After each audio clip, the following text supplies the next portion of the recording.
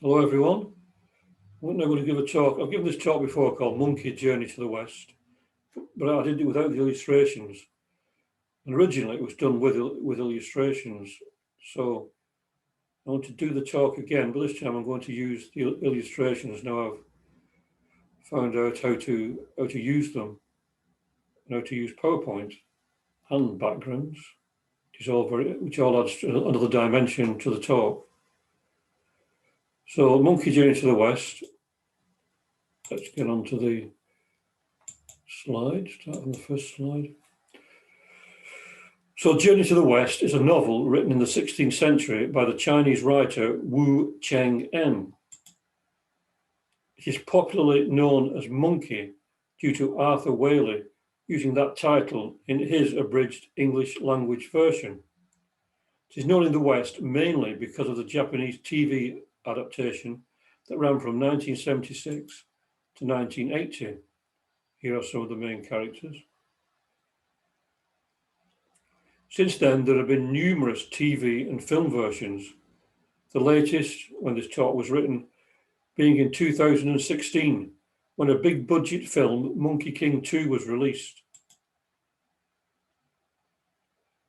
There's also a stage musical, Monkey Journey to the West, created by the Chinese actor and director Chen Shi-jiang, along with British musician Damon Albarn and British artist Jamie Hewlett.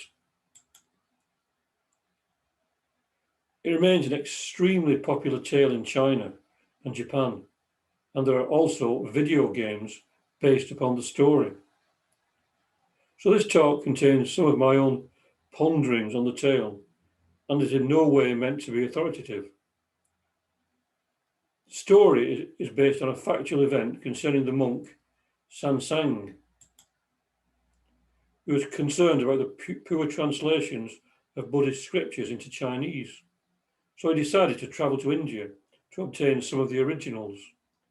He set off in 629 AD and arrived a year later, spending a total of 13 years studying, visiting sacred sites, and collecting scriptures and holy relics.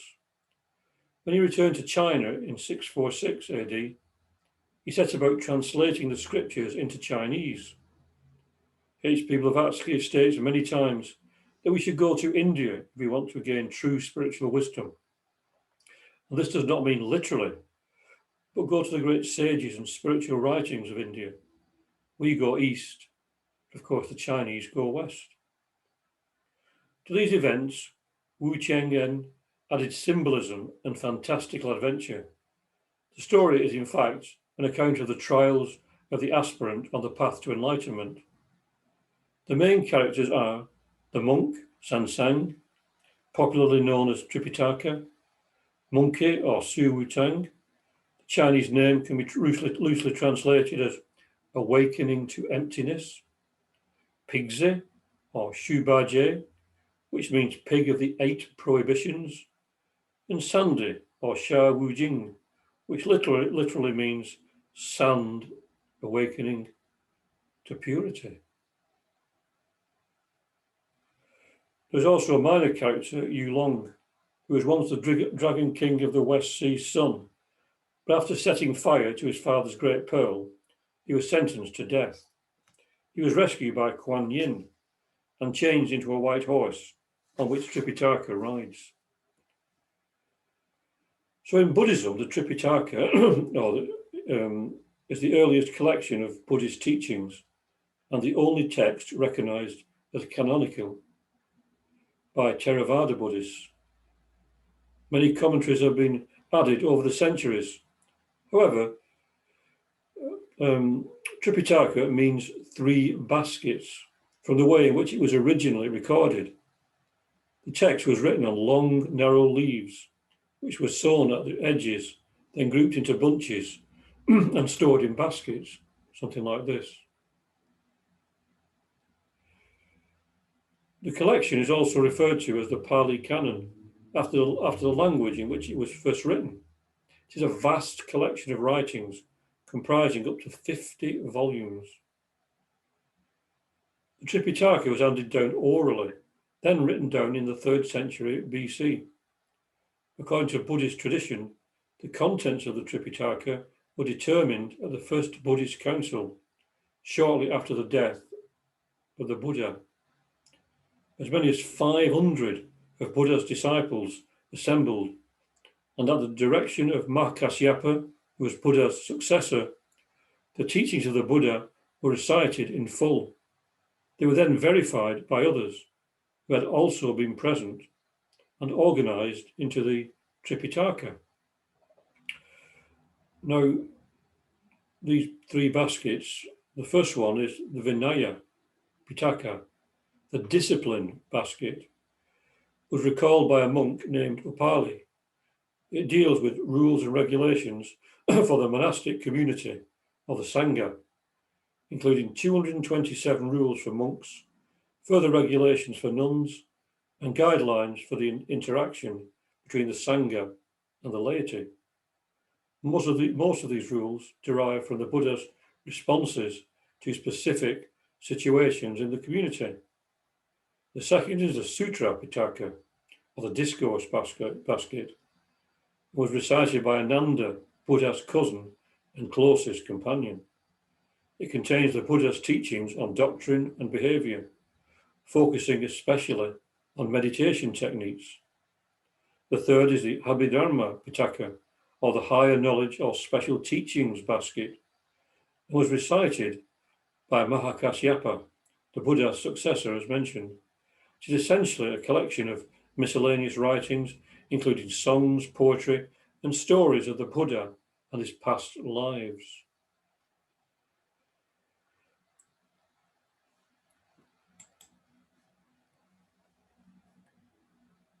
Its primary subjects are said Buddhist philosophy and psychology.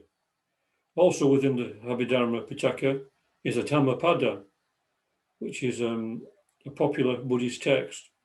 The Dhammapada consists of sayings of the Buddha and simple discussions of Buddhist doctrine based on the Buddha's daily life. And I've been doing recitations of that on my page. This is an early copy of the Dhammapada. Kwan Yin, the goddess of mercy, plays a big part in the story and often intercedes at the difficult times. In theosophical terms, Kwan Yin is the voice of our higher divine self. She is the female version of the Tibetan Avalokiteshvara, as her name means, she who hears the cries of the world. Kwan Yin's teachings emphasize hearing as the way to reach enlightenment, or the purification and refinement of the sense of hearing. In Theosophy, we have the voice of the silence, a book translated by H.P. Blavatsky, which follows the same path and the same idea. In The Secret Doctrine by H.P. Blavatsky, it is said that Kwan Yin Tien means the melodious heaven of sound, the abode of Kwan Yin, or the divine voice, literally.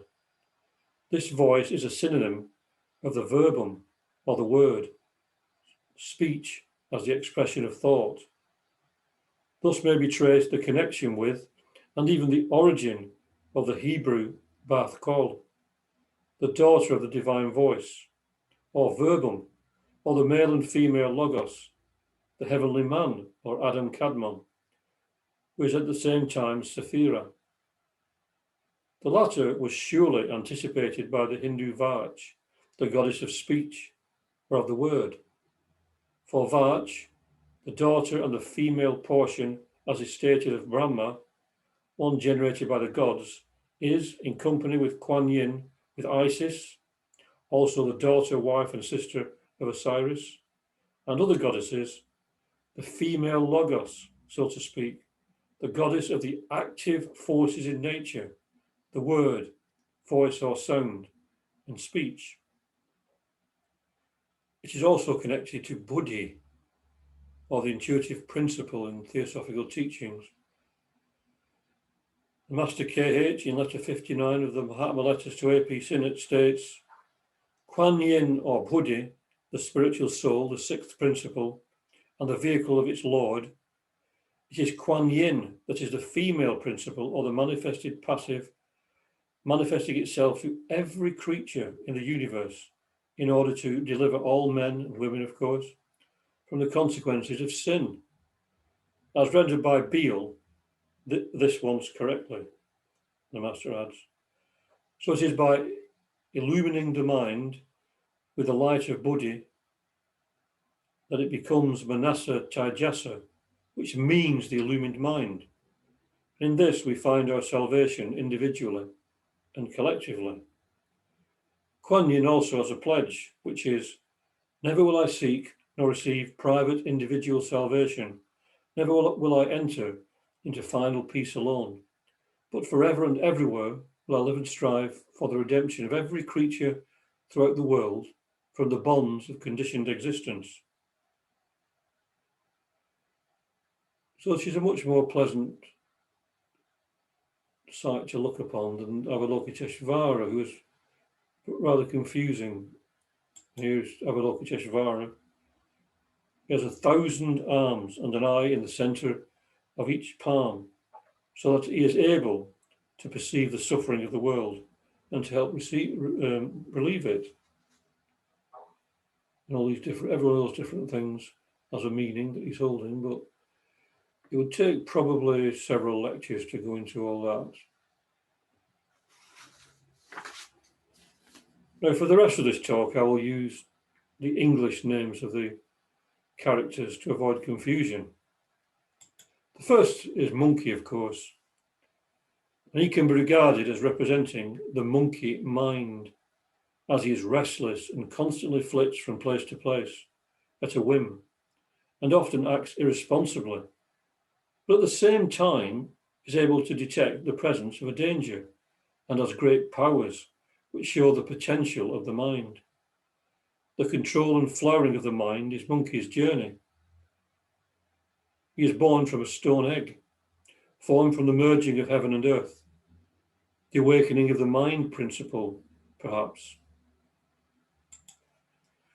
He then learns the art of the Tao and 72 multiple transformations from a Taoist master.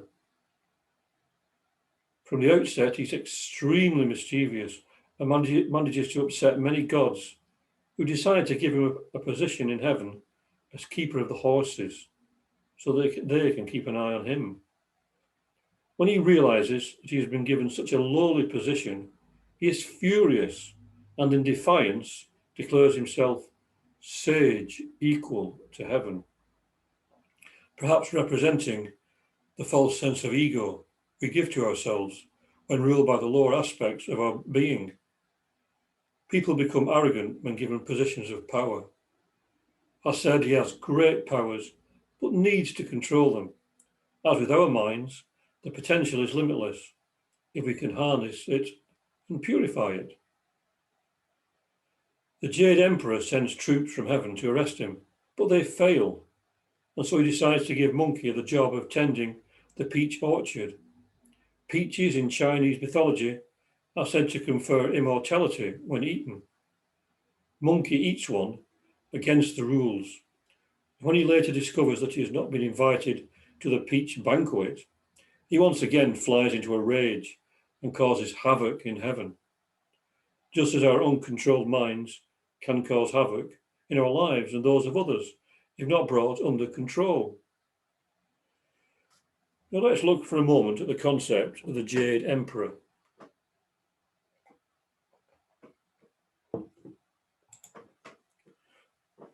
The Supreme August Jade Emperor is the supreme deity of Chinese tradition and is otherwise known as Yu Huang Shangti, UT, or Mr. Heaven. He governs the cosmos and resides in a magnificent palace in the highest part of heaven, along with his large family and entourage of ministers and officials. The god originated in ancient Chinese oral mythology, but he was officially incorporated into the state-sponsored Chinese religion by Emperor Shenzong of the Song dynasty, after the emperor had claimed to have seen the god in a vision on a particular night in 1007 AD. The Jade Emperor should not be considered a creator god, as in Chinese traditional religion, no deity is involved in the creation. Rather, it is believed that the universe came into existence from the union of matter, qi, and movement, li, which, according to the principle of yin and yang, infinitely alternate to produce the 5 elements of metal, wood, water, fire, and earth. Therefore, the Supreme God is seen more as an anthropomorphic representation and guardian of morality. So the Jade Emperor asks the Buddha to intervene, and Monkey is banished to a mountain where he is trapped for 500 years. William Blake, in his poem London, writes about our mind-forged manacles. The antics of our lower mind blind us to reality, and we are trapped by delusion and illusion. Meanwhile, the Buddha decides that Buddhism in China is deteriorating, and someone must travel to India to bring back genuine scriptures. But of course, the Buddha was born in India and grew up in India. Tripitaka is chosen for this task, and on his way he comes across Monkey, whom he frees and accepts as his disciple. Despite being freed, Monkey still remains unruly, and so the goddess of compassion, Kwan Yin, attaches a gold ring around Monkey's head and gives Tripitaka a ring-tightening mantra. When this mantra is spoken, the ring tightens and causes pain, showing that if we allow our lower minds free rein, then suffering will ensue. It is Kwan Yin who helps the defenceless Tripitaka to find his 3 companions. As said earlier, H.P. Blavatsky tells us that Kwan Yin is esoterically the voice of our higher self, which, if listened to, can help us through the most difficult of ordeals on our own pilgrimage to discover the truth and to bring it to life. Along the way, they next meet Pigsy. There's Pigsy in the original series, Japanese series. Probably my favourite Pigsy too. Later on, towards the end of the series, they replaced him with another Pigsy. But I think this was my favourite. And he was once an immortal, the marshal of the heavenly canopy, commanding 100,000 naval soldiers of the Milky Way. He drank too much during a celebration of the gods and attempted to flirt with the moon goddess, Chang'e. Not a good thing to do, resulting in his banishment into the mortal world. He was supposed to be reborn as a human, but ends up in the womb of a sow due to an error at the reincarnation wheel, which turns him into a half-man, half-pig monster. This, of course, is symbolic, as Theosophy teaches that we cannot be reborn as animals once the human stage is reached. He represents the lustful and gluttonous elements of our human nature. On Earth, he posed as an ordinary human and married a village girl. When the villagers discovered his true nature, he hid the girl away, and as a result, she wailed constantly. At this point, Tripitaka and Monkey arrived, defeated Pigsy, and freed the girl. Pigsy then joined them on their journey. Further on their way, they come across Sandy, who was once a celestial curtain-lifting general, who stood in attendance by the imperial chariot in the Hall of Miraculous Mist. So it seems they had generals for everything in those days. He was exiled to the mortal world and made to look like a monster because he accidentally smashed a crystal goblet belonging to the Queen Mother of the West during a peach banquet. He lived in a river and terrorized surrounding villages until subdued by Monkey and Pigsy. He then joined the pilgrimage. So all 3 had to redeem themselves, just as we have, from our fall from a heavenly state into this material world. From then on, the party encounter various demons and adversaries representing negative emotions and qualities that must be overcome. Many times these demons take the shape of beautiful women or children, and only Monkey has the power to see through the illusion When he wants to kill them, the others are horrified, and he's often forced to let them go, which causes untold trouble. This is also true in our lives. We can be beguiled by beautiful things, which may turn out to be our downfall, as the dark forces are cunning and may take on lovely forms to trick us. We have to gain the power to see through these illusions and know what is good for our soul's progress. Sometimes things that seem inimical are not, and vice versa. So a monkey possesses a magical staff, which is the size of a pin, but is able to grow in length, and he uses this weapon and other means to overcome evil. Pigsy and Sandy also have their magical weapons, a rake and spade, respectively. Although Monkey appears irresponsible, he is the one who protects and rescues Tripitaka the many times he is captured. He also has the power to detect evil and can transform himself at will. He has command of a cloud, which he uses to fly through the air. However, Tripitaka berates him for using violence, as this is against Buddhist teaching. As said earlier, the mind, though wayward in its lower aspects, holds the key to our salvation. Tripitaka then represents our conscience, the beginning of wisdom. H.P. Blavatsky teaches that a sense of responsibility or conscience is the beginning of wisdom. Is there another way to overcome evil? In our material world, it is thought that the use of violence can end violence, but in the end, only love can do that. Yet at times, Tripitaka, Pigsy and Sandy fail to see approaching danger and refuse to believe Monkey, who has a deeper insight into such matters. The powers of the mind are great when it is brought under control, and this Monkey is slowly learning to achieve. Tripitaka appears rather naive at times, showing the value of experience. It is a journey from unconscious perfection through a consciousness of our imperfections to becoming consciously perfect, conscious imperfection.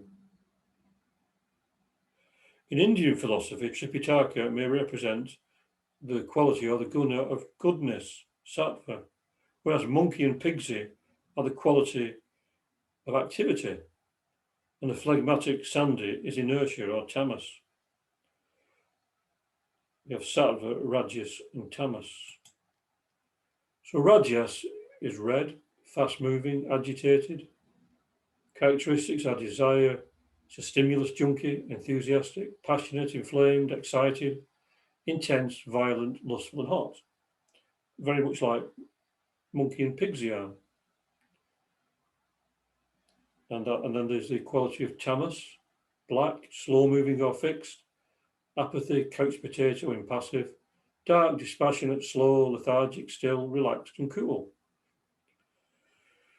Then, of course, sattvas, which is white, smooth flowing, easy, serenity, easygoing, contented, tranquil, clear, pure, pleasant, subtle, peaceful, contented, and warm.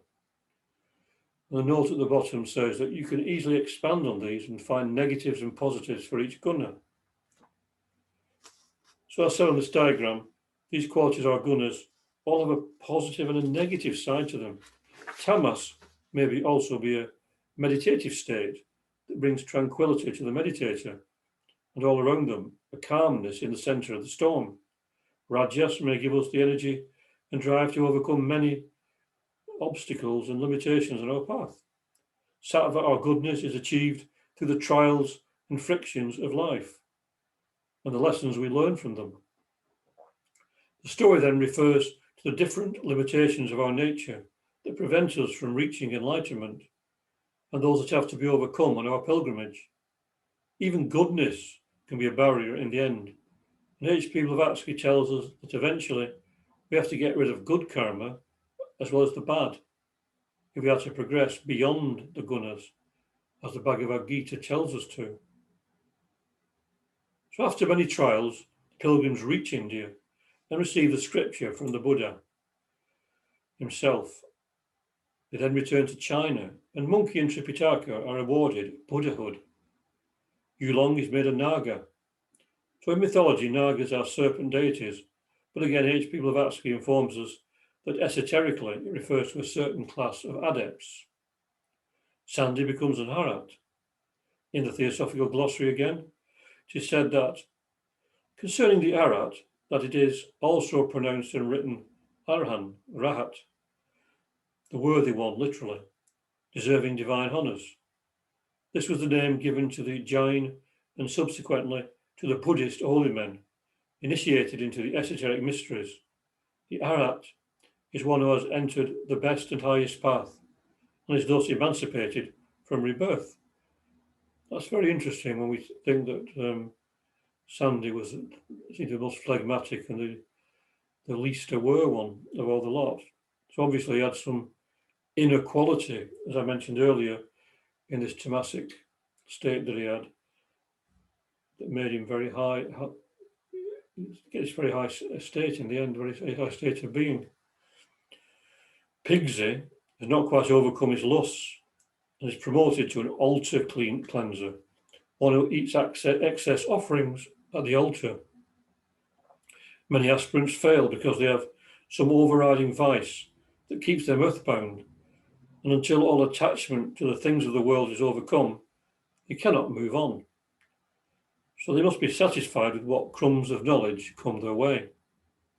Perhaps eating spiritual food will eventually cleanse Pigsy of his remaining faults, as drop by drop our knowledge increases.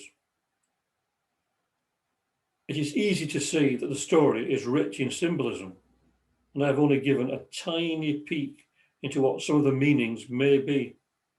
As in all such tales, we will find what we as individuals need in them for our own particular journey or pilgrimage. Such stories were not written just for entertainment, but include powerful archetypal images that can have profound effects on the consciousness of the reader, as all the great tales can.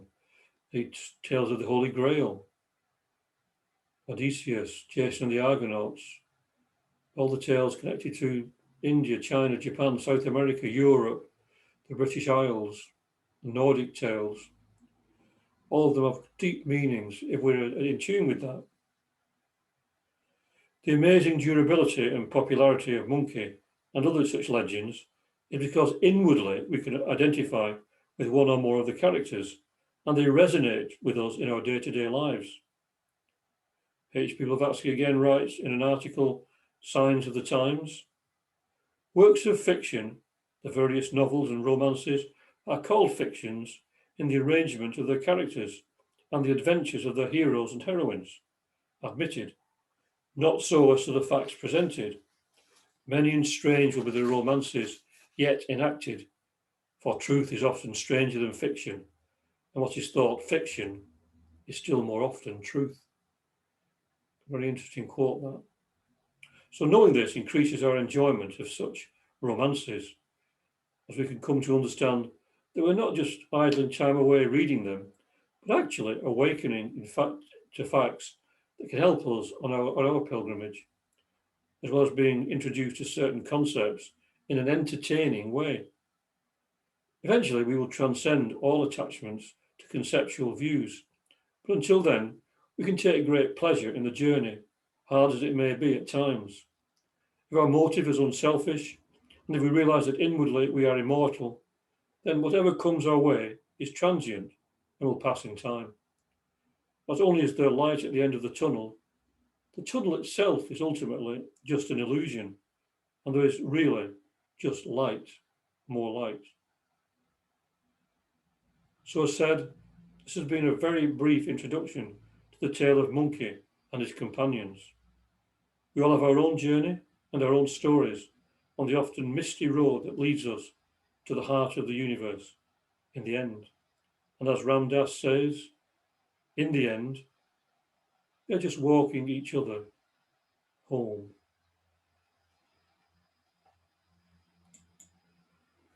So there it is. There's the end. I hope you enjoyed that with the illustrations and the nice Chinese painting in the background. I always like these paintings of the mountains, etc. So hopefully I'll see you all very, very soon for another talk. I've got quite a few things planned, a few ideas for talks planned. So, Om Shanti, Shanti, Shanti, peace, peace, peace, peace on earth and goodwill to all beings. As I said, see you all very, very soon.